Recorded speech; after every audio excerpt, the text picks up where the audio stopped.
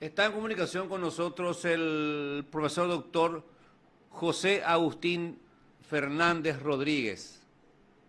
Ahí tenemos solamente, vamos a ver la foto cuando se fue al Consejo de la Magistratura Sí, para, Doctor José Agustín, ¿cómo le va? Buenas tardes, gracias por su tiempo, gracias por atendernos. Esto es el radar de la MJP, estamos iniciando este segundo ciclo de este programa de la asociación. ¿Cómo está, doctor? Buenas tardes. muy buenas tardes, amigo Pérez. Congratulaciones en principio para vos y para todo el equipo de la Asociación de Magistrados Judiciales que hace este programa. No es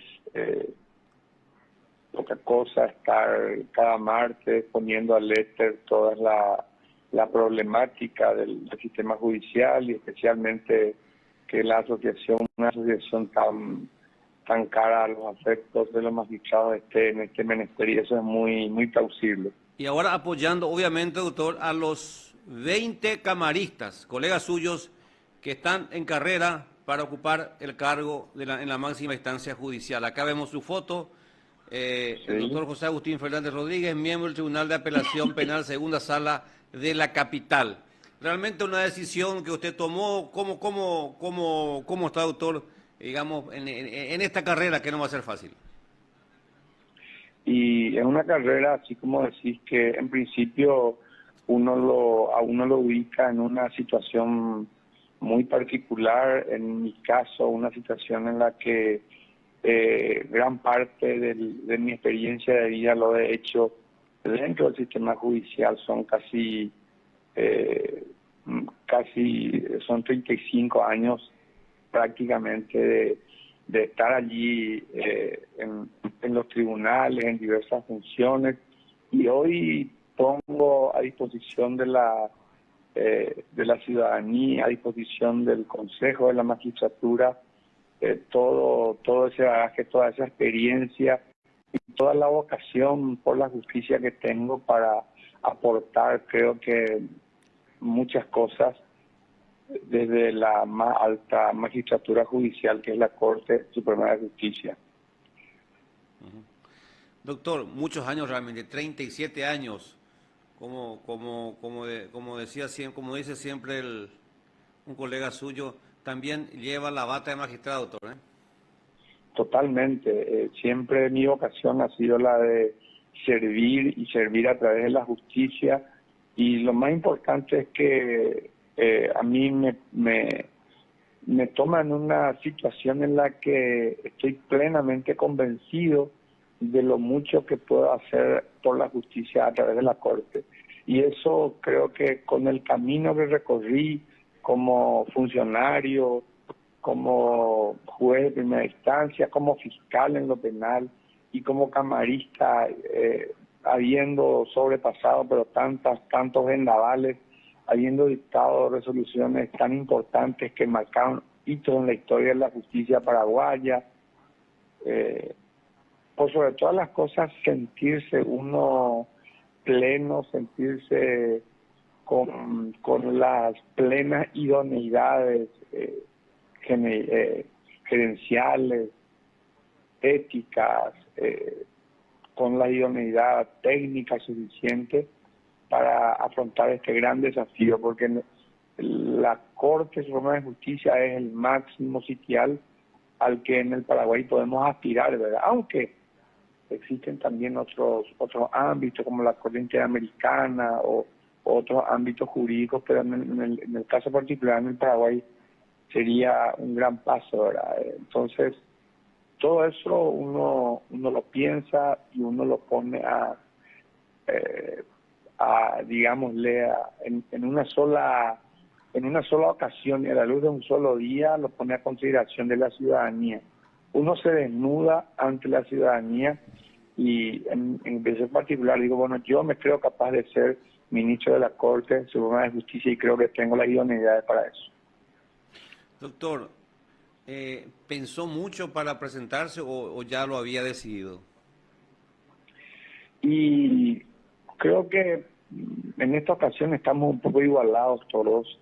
Es indiscutible la influencia política que existe para un cargo como este, que evidentemente tiene ese componente necesario, no solamente aquí en Paraguay, sino en todas partes del mundo. Ahora, ser ministro de Corte implica un poco administrar no solamente el factor jurisdiccional, sino también todo lo que conlleva, ¿verdad? Ese cargo, ¿verdad? Que tiene roles administrativos en el jurado, en el Consejo de la Magistratura, en la vinculación con los otros poderes del Estado, internacionalmente, en fin, ser ministro de Corte tiene ese componente político, jurisdiccional, y eso es innegable, y por eso es que de pronto, bueno, este momento creo que de alguna manera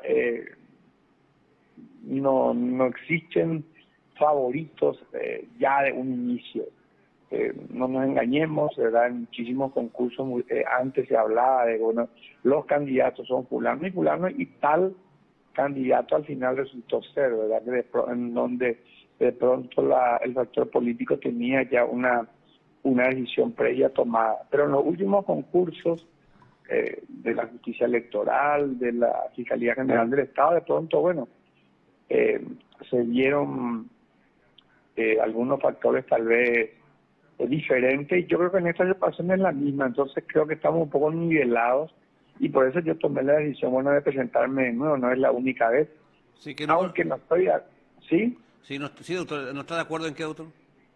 No, decía más que, por ejemplo, a mi criterio, el tema del examen no es propio. Sin embargo, bueno, es una manera de nivelarnos un poco a todos, y uno acepta la regla de juego, y aquí estamos, en el ruedo, dispuestos a combatir y a llegar hasta ese último peldaño de la vida profesional de un abogado en el Paraguay.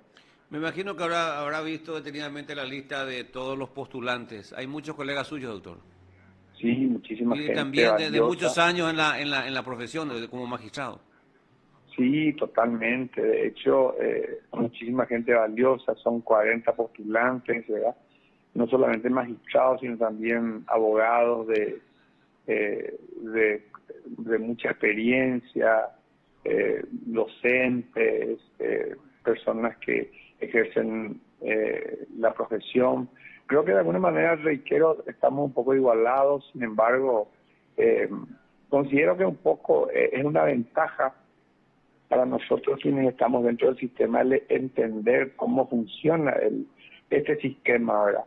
Entonces, creo que de alguna manera eso implica un poco avanzar o pelear esta batalla desde adentro, con el conocimiento de la problemática que tiene el sistema judicial, ¿verdad? Fundamentalmente yo estoy en la parte penal, y soy profundo conocedor de todas las dificultades que hay, de las debilidades y de las fortalezas que tienen estos sistemas, qué plantear, qué problemas abordar. Incluso hemos estado en el gremio, que nos da una perspectiva también diferente, una perspectiva de lucha, fundamentalmente por la independencia, por la institucionalidad del Poder Judicial, por logros tan importantes como que o por perseguir quimeras o anhelos que tienen que plasmarse a lo mejor en modificaciones constitucionales, pero que sin embargo con este sistema mismo se puede obtener muchos logros. En fin, conocedora de los grandes problemas que hay, la morosidad, la corrupción judicial, el problema de las universidades que nos arrojan profesionales decididamente cada vez más mediocres, en fin, muchas problemáticas que uno lo aborda a partir de la Corte, ¿verdad? El problema del funcionario judicial, el tema del liderazgo que tiene que tener la Corte en cuanto a la política, fundamentalmente la política criminal, si hablamos del punto de vista penal, o de la política judicial, el estar acorde o coexistente con instituciones como el Ministerio Público, la Defensa Pública, los abogados, ¿verdad? En fin, mucha tarea por hacer, mucha tela por cortar, y lo que creo yo es que nosotros quienes estamos dentro del sistema somos conocedores de esa problemática, y eso nos da una pequeña ventaja en cuanto a los otros de poder desde ya abordar estos problemas y no estar en ese periodo de prueba y todo eso de ver cómo funciona el sistema. Doctor, usted habló de problemática en el fuero penal. ¿Puede ampliar un poquito más ese aspecto, ya que usted es un conocedor? Y el sistema penal está en pleno proceso de maduración, ¿saben? Sabemos que tenemos 2 códigos nuevos, en fin, 3 códigos que tienen 20 años, 2 de ellos más de 20 años, uno que es nuevo, ni siquiera cumplió 10 años, y eso implica un proceso de ir entendiendo sendas modificaciones. Las leyes no producen cambios de por sí, no son mágicas. En ese tiempo fuimos cambiando, pero muchísimas cosas. Pasamos en lo penal de lo inquisitivo a lo acusatorio. El Ministerio Público juega un rol mucho más importante, representando a la sociedad. La querella pasó de ser una querella autónoma en los procesos de acción pública en querella meramente adhesiva. Empezamos con los procesos orales, con los problemas propios, con la morosidad, con entender cuál es la filosofía que tiene este código, con plantear un código penal totalmente diferente. Muchísimos problemas que tiene el sistema penal que de alguna manera en ese tiempo van saliendo, van dictándose resoluciones, y en eso la Corte juega un papel fundamental. De un tiempo a esta parte me tocó participar del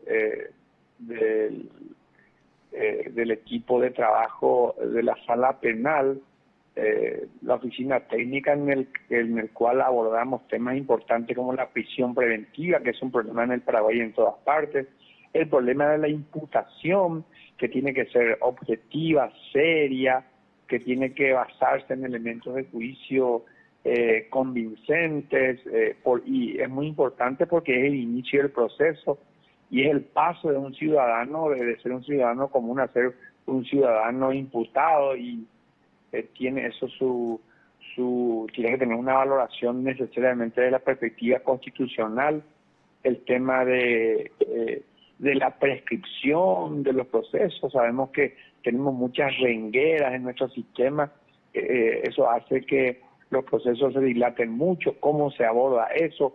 ¿Qué tiene que decir la Corte al respecto? ¿Qué dice?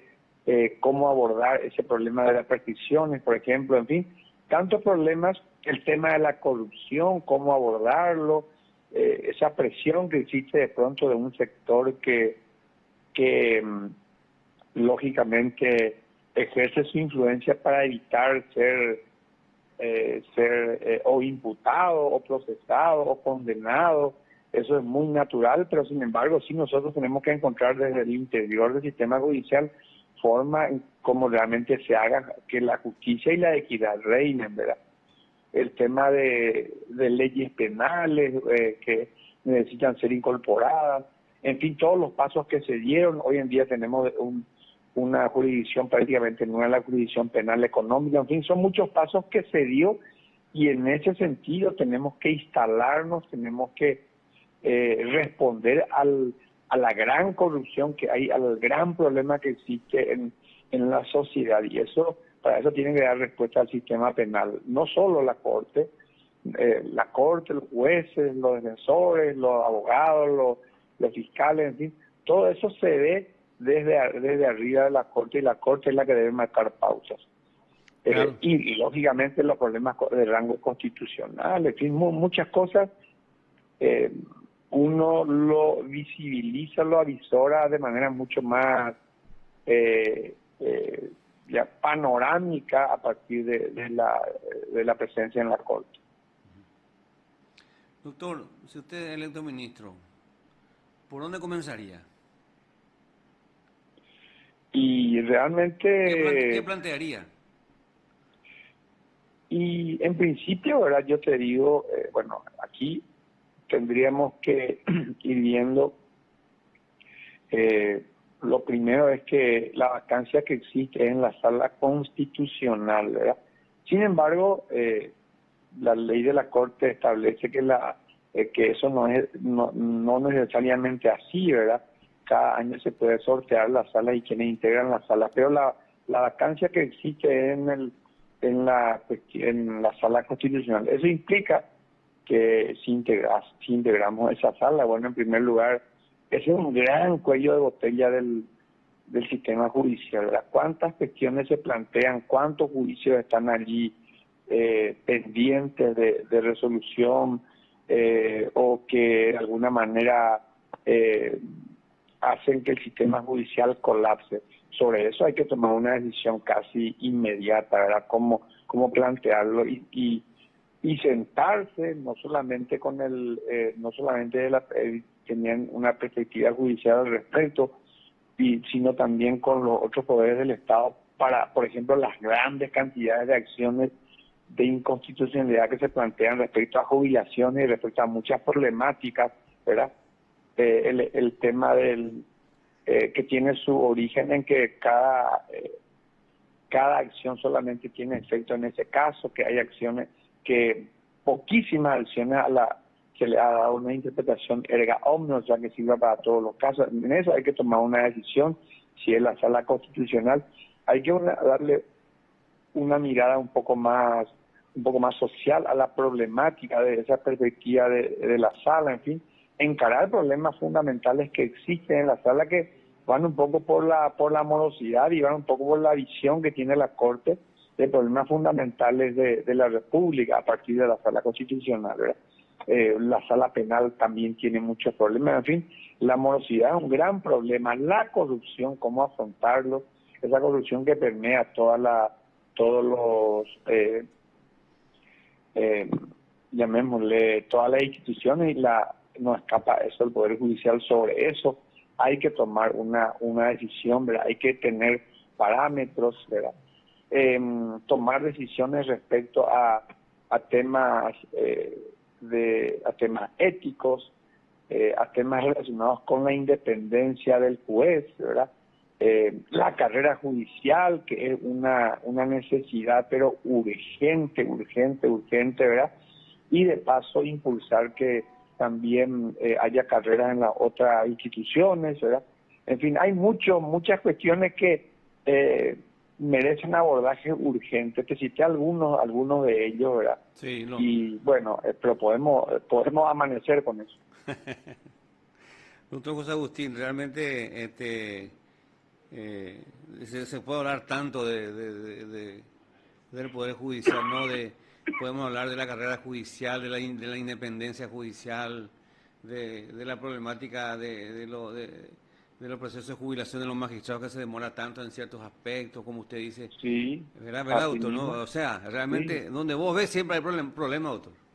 Así mismo, tenemos demasiados cuellos de botella, tenemos muchas dificultades, pero de alguna manera, bueno, estamos capacitados, estamos con la fuerza y el entusiasmo suficiente para encarar este problema, para tomar esto desde ya como prioridades y bueno, y a partir de allí, tomando en consideración la ventaja de conocer el sistema desde hace tanto tiempo, fundamentalmente los procesos que el propio Poder Judicial fue sufriendo, el tema de los recursos que se le da al Poder Judicial, ¿verdad?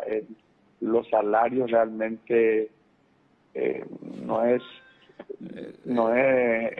doctor, no podemos ocultar que somos los de salario más bajos. Uno de los peores más pagados acá en Sudamérica junto con Bolivia. Mismo, ¿verdad? Y son problemas que hay que afrontarlo, ¿verdad? Eso implica un liderazgo importante, ¿verdad? Por eso te digo, ¿verdad? Acá no solamente es dictar resoluciones, ¿verdad? Que es gran parte del rol del ministro, pero los problemas que vienen de afuera y que que hay que plantearlo, hay que liderar. En el jurado de enjuiciamiento, el ministro tiene que golpear la mesa, en el Consejo de la Magistratura también, en fin, utilizar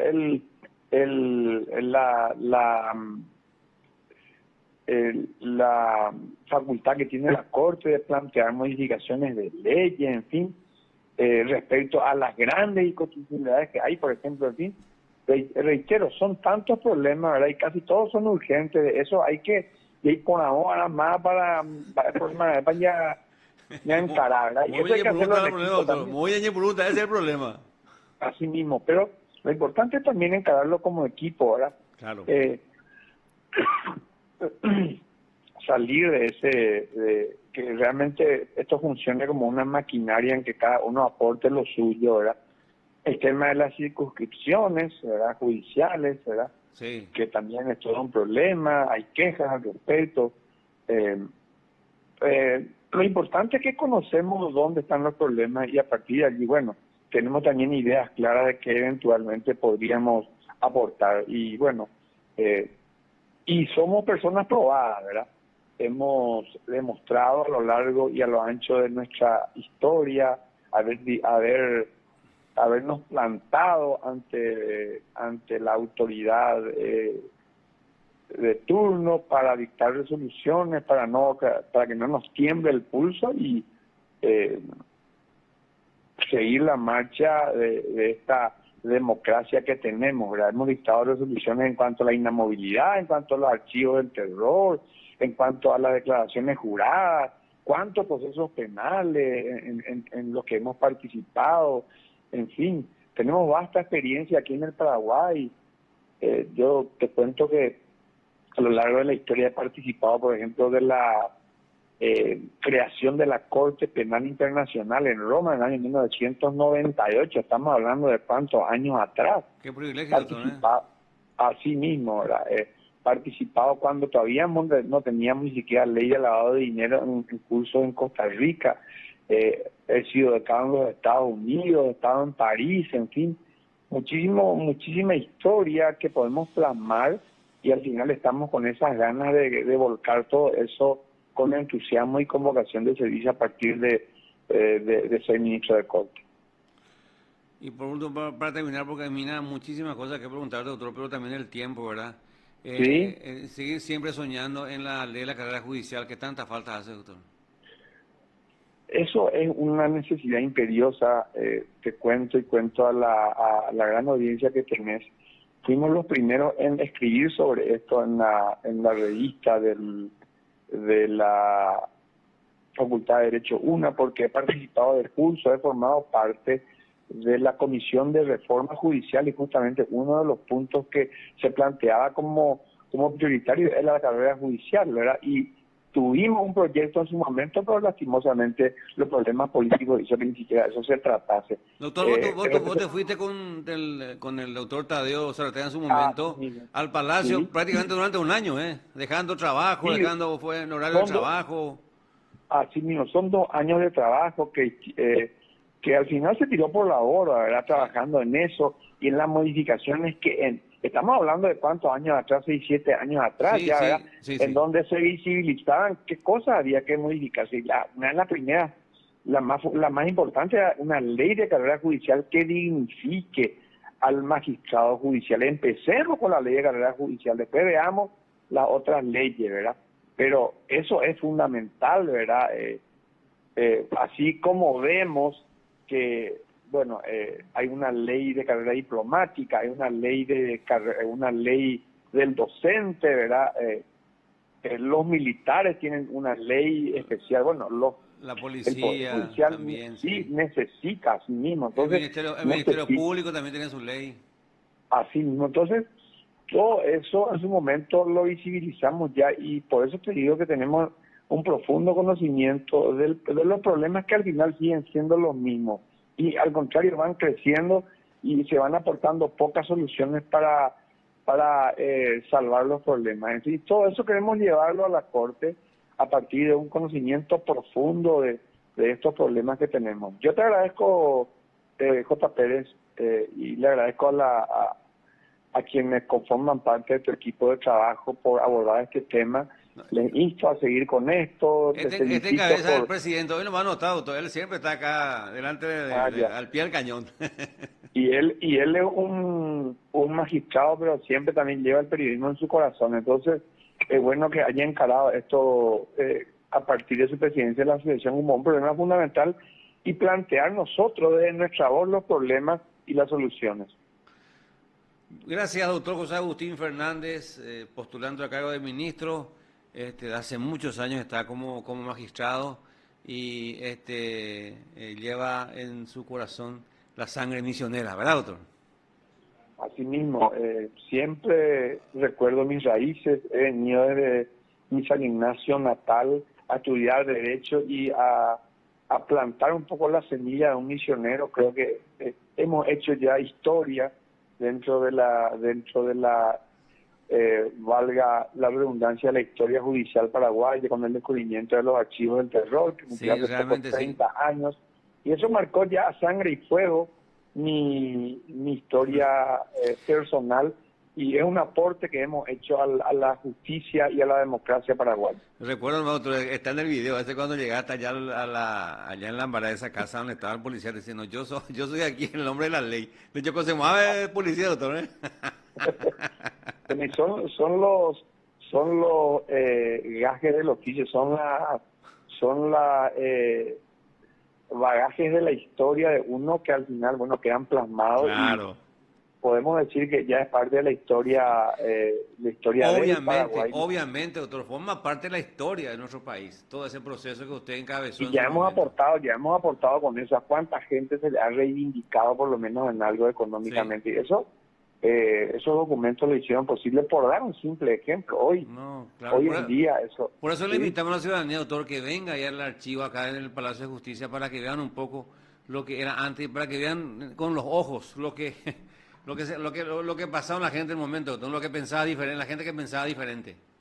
Solamente así se valora, con esa rememoración, para ponerlo un poco en el presente y para proyectarnos hacia un mejor futuro. Así es. Doctor, abrazo ciclónico acá me hace decir Juanpi. Sí, estamos ahí vamos a estar con nuevos bríos, con nuevos técnicos, y en fin, el fútbol siempre ofrece revancha. Cada domingo es una revancha y esperemos que este año sea el nuestro, ¿verdad? Que lleguemos Juanpi te invita a su balcón, dice, doctor. Voy a ponerme en contacto con él. Sí. Gracias, doctor, un abrazo. Un abrazo a ustedes también, y que tu programa sea siempre así dinámico y que sea siempre exitoso. Mucha suerte, doctor, y éxitos.